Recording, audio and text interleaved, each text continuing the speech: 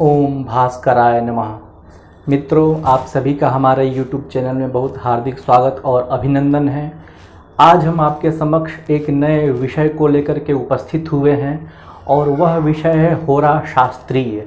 जैसा कि हम जानते हैं, ज्योतिष शास्त्र को 3 स्कंधों में विभाजित किया गया है, सिद्धांत, संहिता और होरा, और तीनों का अपना अपना एक अलग अलग महात्म्य है। इसी क्रम में जब हम ग्रहों के फलों का जब आनयन करते हैं और उसका व्यक्तिगत रूप से प्रभाव का जब हम अध्ययन करते हैं तो उस विधा को हम होरा शास्त्र कहते हैं। होरा शास्त्र के अंतर्गत जन्म लेने वाले समस्त जितने भी जातक हैं या स्त्री जातक हैं, उनके शुभाशुभत्व का परिज्ञान होरा शास्त्र के अंतर्गत किया जाता है। आचार्य वराह मिहिर से लेकर के कल्याण दत्त वर्मा इत्यादि अनेक आचार्यों ने होरा शास्त्र के ऊपर बहुत ही अच्छा काम किया है और शोधपूर्ण कार्य किया है। तो उसी क्रम में जब हम देखते हैं तो कौन से ऐसी ग्रह स्थितियां हैं जिस ग्रह स्थितियों में जन्म लेने के कारण बच्चे का जो जीवन है अथवा उसका जो भविष्य है वो अत्यंत उज्जवल प्रतीत होता है, अथवा वह किसी भी कार्य क्षेत्र में अपना नाम रोशन करेगा और वह नित्य उन्नति को प्राप्त होगा। तो कौन ऐसे योग हैं जिनके आधार पर हम कह सकते हैं कि यह जातक अपने जीवन में बहुत उन्नति करेगा? क्योंकि जब भी किसी बच्चे का जन्म होता है तो माता पिता अथवा उसके अभिभावक किसी अच्छे ज्योतिषी के पास जाते हैं और यह जानने का प्रयास करते हैं कि इसका भविष्य क्या होगा, इसका विद्या का पक्ष क्या होगा, इसकी उन्नति कैसे होगी, पढ़ाई लिखाई का इसका माध्यम क्या होगा, इत्यादि अनेक प्रश्नों को लेकर के वह दैवज्ञ के पास आते हैं और अपनी जिज्ञासाओं को शांत करते हैं। तो उसी क्रम में जब हम देखते हैं तो प्रथम जो हमारे समक्ष उपस्थित होते हैं आचार्य वराह मिहिर, और उनकी जो कृति है होरा शास्त्रम, जिसको हम बृहद जातकम नाम से भी जानते हैं। यदि बृहद जातकम नामक ग्रंथ अथवा वराह मिहिर यदि हमारे समाज में नहीं होते तो आज जो ज्योतिष का, होरा शास्त्र का, सिद्धांत शास्त्र का और संहिता शास्त्र का जो आप स्वरूप देख रहे हैं, वह स्वरूप आज हमारे समक्ष इस मात्रा में उपस्थापित नहीं हो पाता। तो जो वराह मिहिर है, उन्होंने अपने ग्रंथ बृहद जातकम के प्रकीर्ण अध्याय में इस विषय का उल्लेख किए हैं कि कौन सी ऐसी ग्रह स्थितियों में जातक का जन्म हो तो वह शुभ माना जाता है। तो आज हम उसी पर चर्चा करेंगे कि कौन ऐसी ग्रह स्थितियां हैं जिसमें बच्चे का जन्म हो तो वह उत्तम कोटि का उसको माना जाए। अनेक होरा शास्त्र ग्रंथ में अनेक नियम प्रतिपादित हैं, किंतु हम वराह मिहिर को ही लेकर के चलेंगे क्योंकि वही एक ऐसे व्यक्ति हैं जिन्होंने सर्वप्रथम होरा शास्त्र के ऊपर अपनी लेखनी चलाई और प्रामाणिक लेखनी चलाई। तो इसीलिए हम होरा शास्त्र को लेकर के चलेंगे, वराह मिहिर के आदर्शों को लेकर के चलेंगे। आप केवल और केवल यदि बृहद जातकम का संपूर्ण अध्ययन कर लेते हैं तो होरा शास्त्र में आप पारंगत हो जाएंगे। तो उसी के विषय को लेकर के आज हम उपस्थित आपके सामने हुए हैं कि कौन सी ऐसी ग्रह स्थितियां हैं जिन ग्रह स्थितियों में यदि जातक का जन्म हो तो हम उसे उत्तम समझें, शुभ समझें। तो इस विषय में आचार्य वराह मिहिर कहते हैं कि शुभम वर्गोत्तमे जन्म वेशी स्थाने च सद्ग्रहे अशून्येषु च केंद्रेषु कारकाख्य ग्रहेषु च। आचार्य वराह मिहिर ने 4 ऐसी स्थितियां बता दी कि इन 4 स्थितियों में यदि किसी भी एक स्थिति में बच्चे का जन्म हो अथवा 2 स्थिति में जन्म हो, 3 स्थिति में जन्म है, चारों स्थितियों में जन्म हो, उत्तरोत्तर जितने यह बढ़ते जाएंगे उतना उस बच्चे के लिए, उस जातक के लिए अत्यंत शुभदायी माने जाते हैं। तो 4 स्थितियों का आचार्य वराह मिहिर ने गणना कर दी कि इन 4 स्थितियों में यदि बच्चे का जन्म होता है तो यकीन मानिए ऐसा बच्चा जो है अत्यंत शुभ होता है और सौभाग्यशाली होता है। ऐसे बच्चे अपने जीवन में और अपने कार्यक्षेत्र में नित्य नई उन्नतियों को प्राप्त करते हैं, बिना संघर्ष के ही अपने जीवन को वह पार कर लेते हैं। उनका अध्ययन क्षेत्र अच्छा होता है, उनका कार्य क्षेत्र अच्छा होता है, उनकी सामाजिक प्रतिष्ठा अच्छी होती है। मतलब कहने का तात्पर्य है कि उनका जीवन अन्य की अपेक्षा अत्यंत ही सुखपूर्वक और सरल पूर्वक जो है व्यतीत होता है। तो आइए उन 4 ग्रह स्थितियों की हम आज चर्चा करते हैं। तो पहली स्थितियां जो आचार्य वराह मिहिर कहते हैं कि वर्गोत्तम नवांश में अथवा वर्गोत्तम में बच्चे का जन्म होना चाहिए। शुभम वर्गोत्तमे जन्म, अर्थात वर्गोत्तम लग्न हो अथवा वर्गोत्तम में चंद्रमा गया हुआ हो, ऐसी स्थिति में यदि जिसका जन्म है तो उसको शुभ मानना चाहिए, अत्यंत शुभ मानना चाहिए। अब ये वर्गोत्तम क्या है? तो वर्गोत्तम कहने का अर्थ है कि जिस लग्न में जातक का जन्म होता है उसी लग्न का यदि नवांश है तो वह वर्गोत्तम कहलाता है। जैसे मान लीजिए किसी का मेष लग्न में जन्म है और मेष नवांश में ही जन्म है, अर्थात मेष लग्न के प्रथम नवांश में ही बच्चे का जन्म है, 3 अंश 20 कला तक का ही जन्म है, तो वह वर्गोत्तम नवांश कहलाएगा। तो वर्गोत्तम नवांश में यदि किसी का जन्म है अथवा चंद्रमा वर्गोत्तम में, जैसे मान लीजिए चंद्रमा किसी का वृष राशि में है और वह वृष राशि के पंचम नवांश में ही है, क्योंकि वृष राशि में पंचम नवांश वृष राशि का ही होता है। जो राशि है उस राशि में उसी राशि का नवांश वर्गोत्तम नवांश कहलाता है। तो यह प्रथम स्थिति हुई। यदि वर्गोत्तम नवांश में अथवा वर्गोत्तम लग्न में या वर्गोत्तम चंद्र में किसी का जन्म हुआ है तो ऐसा व्यक्ति, ऐसा जातक जीवन के अपने अनेक क्षेत्रों में उन्नति को प्राप्त करता है, किसी भी प्रकार की उसको कष्ट नहीं होता, अध्ययन का क्षेत्र उसका अच्छा होता है, सामाजिक पद प्रतिष्ठा उसको मिलती है, ख्याति मिलती है, यश प्राप्त करता है, किसी भी कार्य को बहुत ही सहज ढंग से करता है, इत्यादि अनेक चीजें उसके अंदर विद्यमान रहती हैं, गुण उसके अंदर अनेक रूप से विद्यमान रहते हैं।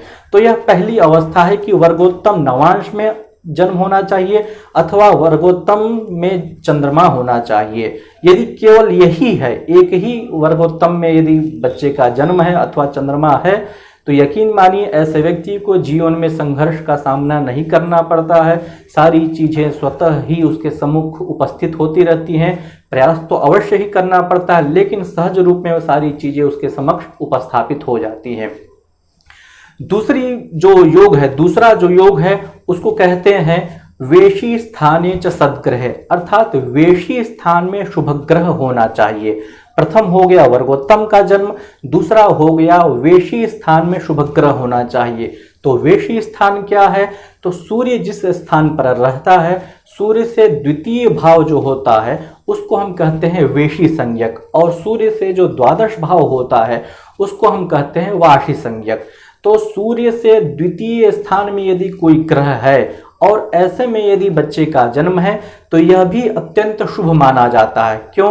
क्योंकि सूर्य जो है पराक्रम का द्योतक होता है, आत्मबल का द्योतक होता है, परिश्रम का द्योतक होता है, और उससे द्वितीय भाव में यदि कोई ग्रह चला जाए तो अर्थ की समस्या ऐसे व्यक्ति के पास आजीवन कभी भी नहीं बनी रहती है।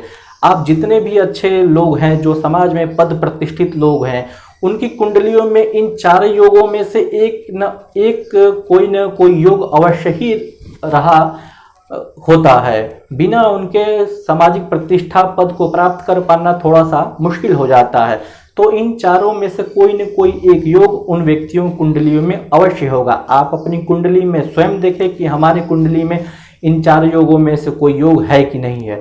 तो दूसरा जो योग है, वेशी स्थान में शुभ ग्रह होने चाहिए, अर्थात सूर्य से द्वितीय स्थान में चंद्र हो, बुध हो, बृहस्पति हो अथवा शुक्र हो। इन सभी ग्रहों में से कोई एक ग्रह है तो ऐसे व्यक्ति जो है जीवन में कभी भी अर्थ की समस्या ऐसे व्यक्ति के जीवन में नहीं आएगी। वह अपने परिश्रम से, अपने बाहु से धन का अर्जन करेगा और सामाजिक पद प्रतिष्ठा उसकी कायम रहेगी। तो यह हुआ दूसरा पक्ष, अर्थात दूसरा योग। अब हम तीसरा योग जो अत्यंत महत्वपूर्ण है उसको हम चर्चा करते हैं। कहते हैं कि अशून्येषु च केंद्रेषु, अर्थात केंद्र जो भाव होते हैं प्रथम, चतुर्थ, सप्तम और दशम, यह अशून्य होने चाहिए, अर्थात शून्य से रहित होने चाहिए। कहने का तात्पर्य यह है कि इन भावों में कोई न कोई एक ग्रह अवश्य हो, 2 ग्रह हो, 3 ग्रह हो या 4 ग्रह हो। जितने अधिक मात्रा में ग्रह होंगे उतना अत्यधिक शुभ परिणाम की प्राप्ति होगी। तो केंद्रों में यदि कोई भी एक ग्रह है, किसी भी जातक के यदि केंद्र भाव खाली नहीं है तो ऐसा व्यक्ति जीवन में कभी भी संघर्ष की स्थिति, ऐसे जातक के जीवन में कभी भी संघर्ष की स्थिति उत्पन्न नहीं होगी। संघर्ष की स्थितियां उत्पन्न भी होगी तो उन संघर्षों को वह झेलते हुए अपने कार्य क्षेत्र में, अपने व्यवसाय में, अपने अध्ययन में, अपने सामाजिक पद प्रतिष्ठा में वह नित्य उन्नति को प्राप्त करता रहेगा। कहने का तात्पर्य यह है कि वह अपने परिश्रम से, अपने बाहु से उस सम्मान को वह प्राप्त करेगा। तो केंद्र में यदि किसी व्यक्ति के ग्रह हैं, कोई भी ग्रह हैं, शुभ ग्रह या अशुभ अशुभ ग्रह, तो यकीन मानिए ऐसा व्यक्ति जीवन में जो है कभी भी वह निर्धनता का मुख नहीं देखेगा, कभी भी विपन्नता का मुख नहीं देखेगा, हमेशा वह संपन्न रहेगा, सामाजिक पद प्रतिष्ठा उसको प्राप्त होती रहेगी, वाहन का, गृह का, भूमि का, जो भी सांसारिक जो सुख हैं वो सारे सुख उसको जो है समय समय पर प्राप्त होते रहेंगे। दीन कुल में उत्पन्न हो व्यक्ति अथवा किसी अच्छे परिवार में उत्पन्न हो और वह केंद्र में यदि ग्रह है, केवल एक यही अच्छी बात होती है जातक के कि केंद्र में यदि कोई भी ग्रह यदि उसके वो मौजूद है, कोई भी ग्रह स्थित है केंद्र में और उसकी स्थिति यदि शुभ है, तो ऐसा जातक अपने स्वयं के द्वारा, परिश्रम के द्वारा समाज में अपनी एक अलग ही छवि को वह उपस्थापित करता है। तो तीसरा सबसे महत्वपूर्ण है कि केंद्र भाव खाली नहीं होने चाहिए। यदि केंद्र भाव खाली है और वह राजकुलोत्पन्न भी है, तो ऐसा व्यक्ति अपने पिता से प्राप्त धन का जो है नाश कर देता है, चाहे उसको अपव्यय कर देता है अथवा उसको वह आगे नहीं बढ़ा पाता है। तो इसलिए केंद्र में ग्रहों का होना बहुत ही महत्वपूर्ण कहा गया है। केंद्र यदि आप केंद्र में यदि बुध है अथवा बृहस्पति है, एक भी है, तो यकीन मानिए आपका जीवन अत्यंत सुखमय व्यतीत होगा। 2 हैं तो और अच्छी बात है, 3 हैं या 4 हैं, जितने ज्यादा ग्रह हैं उतनी अच्छी स्थिति में जन्म होता है, ऐसा कहना चाहिए। तो केंद्र भाव 4 होते हैं तो प्रथम से चतुर्थ बलवान होता है, चतुर्थ से सप्तम होता है, सप्तम से दशम होता है। तो इनमें सबसे ज्यादा बलशाली जो भाव होता है वह दशम होता है। तो दशम में यदि कोई ग्रह है तो बहुत ही उत्तम कुल में जन्म लेने वाला व्यक्ति और वह उत्तम श्रेणी को प्राप्त होगा। निम्न कुल में भी यदि उत्पन्न है तो वह अपने कुल में जो है श्रेष्ठत्व को प्राप्त होगा। तो तीसरा यह महत्वपूर्ण योग है कि केंद्र भाव खाली नहीं होना चाहिए। अब जो चौथा भाव आचार्य वराह मिहिर कहते हैं कि जो चौथी स्थिति है वह है कि कारकाख्य ग्रहेषु च, अर्थात कारक संज्ञक ग्रह में उसका जन्म होना चाहिए। जो हमारे समाज में व्याप्त जो है चर कारक, स्थिर कारक, उनसे हट करके यह कारक संज्ञक अलग होता है। प्रकीर्णा अध्याय जब आप पढ़ेंगे तो उसमें कारक का निर्धारण किस प्रकार से किया जाता है तो आचार्य वराह मिहिर ने बताए हैं। तो वह कहते हैं कि कोई भी ग्रह है उस ग्रह से प्रथम, चतुर्थ, सप्तम और दशम स्थानों में यदि कोई भी ग्रह अपने उच्च का, मूल त्रिकोण का, स्वराशि का है तो वह उससे कारक संज्ञक योग कहलाता है, अर्थात वह उसका संबंधी होता है। जिस प्रकार से एक संस्था में कार्य कर रहे अनेक विभागों के लोग जो है संबंधित होते हैं, उसी प्रकार से ग्रहों के भी वही स्थितियां होती हैं। जब वह एक से दूसरे स्थान अर्थात प्रथम से चतुर्थ भाव में कोई ग्रह है अथवा प्रथम से सप्तम में कोई ग्रह है अर्थात प्रथम से दशम में कोई ग्रह है, तो ये चारों आपस में कारक संज्ञक योग का निर्माण करते हैं। यह केवल लग्न से ही नहीं अपितु द्वितीय भाव, तृतीय भाव, किसी भी भाव से इसका परिज्ञान किया जा सकता है। तो कहने का तात्पर्य यह है कि कारक संज्ञक ग्रह में जन्म होने पर भी अत्यंत शुभ माना जाता है। इसमें भी विशेष करके जो है दशम स्थान का जो ग्रह होता है वह अत्यंत शुभदायक होता है। जैसे मान लीजिए किसी का मेष लग्न में जन्म है और दशम भाव में कोई ग्रह बैठा हुआ है, तो लग्न में बैठा हुआ ग्रह मान लीजिए सूर्य है और दशम में बैठा हुआ ग्रह मंगल है, तो मंगल और सूर्य का परस्पर जो है कारक संज्ञक योग का निर्माण हुआ। तो जब भी इनकी दशा और अंतरदशा आएगी तो कार्य क्षेत्र में बहुत ही अप्रत्याशित वृद्धि होगी, अर्थात वह किसी नौकरी को प्राप्त कर सकता है, चाहे वो व्यवसाय कर रहा हो तो उस व्यवसाय में उसको उन्नति प्राप्त होगी, चाहे कोई सा भी क्षेत्र हो। कारक संज्ञक यदि ग्रह की दशाएं भी चल रही हैं अर्थात कारक ग्रह की महादशा है और उसके अंतर्गत उसकी अंतर्दशा चल रही है, तो ऐसा समय भी जातक के जीवन के लिए अत्यंत सौभाग्यशाली होता है। तो इस प्रकार से कारक संज्ञक में यदि बच्चे का जन्म हो तो वह अत्यंत शुभ माना जाता है।